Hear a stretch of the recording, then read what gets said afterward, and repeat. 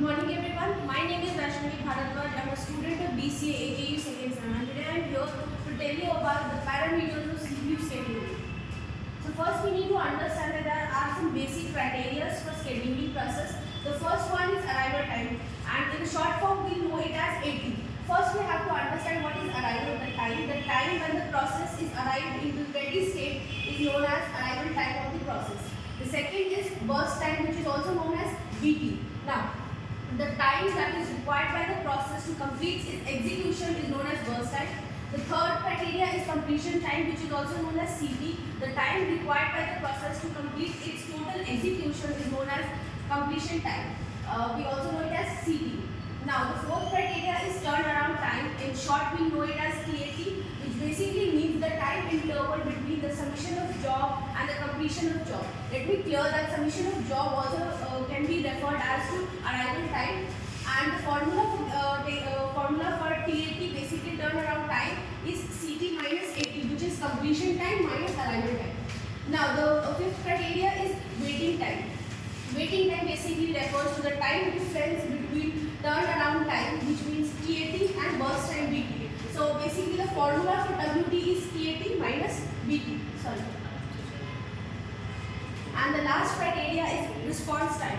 Response time basically means the time difference between the first service time and the arrival time. Now, we know that there are some algorithms for CPU scheduling which are non-primitive and primitive. So there are some criteria such in non-primitive, which are FCFS, SGF, LGF, priority, and HRRM. And in primitive we have SRTF, priority, round robin, and LRTF. So let me clear what is non-primitive. In non-primitive we don't have, we will continue without reminding all the process in the ready queue, and in primitive, until and unless all the processes are in ready queue, we have to take single unit. So now here I have taken a question on priority based scheduling, which mode is non-primitive, and the criteria is priority. So now we'll solve it. Criteria priority basically means, let me clarify that the higher number is the higher priority.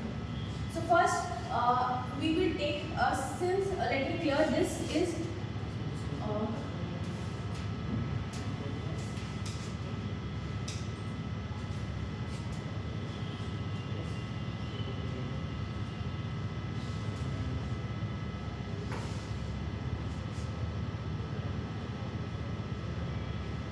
so now we know this as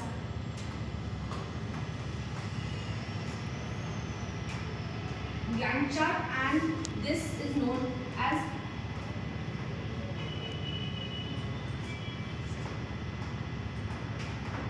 ready queue. So now we'll start in Gantt chart. We'll start from 0.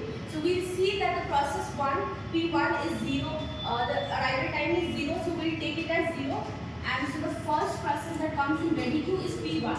Now we see we have to add the from this will be considered as the first service, and we have to add the first service to the BT burst time. So for P1 the burst time is 2.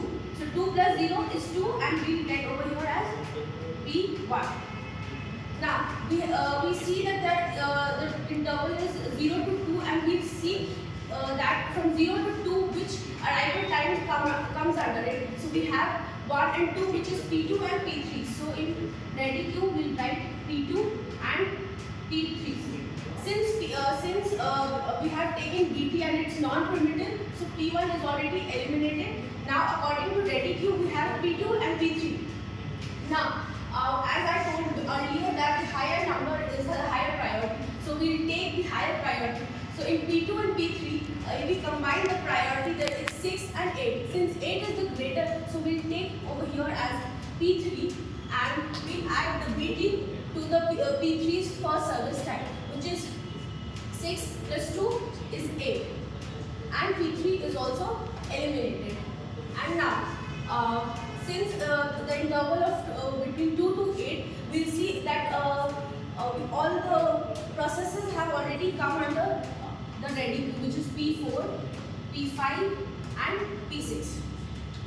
Now, since P1 and P3 are already eliminated, we are left with P2, P4, P6 and P5 and P6. And now we compare the priority, and the higher priority is of P6 and its BT is 7. So 7 plus 8 is 15 and P6 is also eliminated. Now we are left with P2, P4 and P5, and the highest priority is of P5 and its BT is 5. So 5 plus 15 is 20 and P5 is also eliminated. Now we are left with only two processes, which is P2 and P4, and the higher priority is of P2. So we take P2 over here, and the burst time of P2 is 4, which is 24, and the last process since P2 is also, and we are left with only P4, and P4 and last it comes as 32. So now we will take out the CT from it. So for P1 we have the CT over here as 2. CT is 2, and for P2 we'll see over here as last, this is 24. So we'll take 24 as the CT of P2. Now P3 is 8, and in P4 it's 32. Then in P5 it's 20, and in P6 it's 50. And now, since we know that the formula for TAT is equals to CT minus AT, so we'll solve it according to it. So 2 minus 0 will be 2, 24 minus 1 will be 23, 8 minus 2 will be 6, and then 32 minus 3 will be 29, 20 minus 4 will be 16, and 15 minus 5 will be 10. So since we have got our TAT over here, and the formula for WT waiting time is